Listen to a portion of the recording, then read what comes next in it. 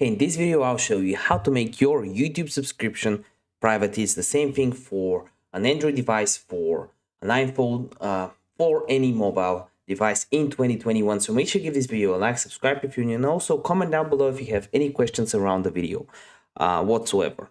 So you want to go on the YouTube app and you want to click on your profile at the top right corner and click on your channel right here. When you do that, this will open up. It's a compilation channel that I used to own.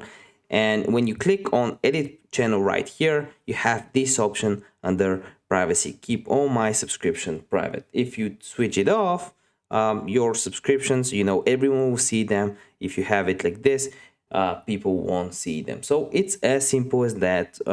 It's an option you can do from the YouTube app. So if you appreciate this video, all you gotta do is give me a like, and I want to see you in the next video. Bye.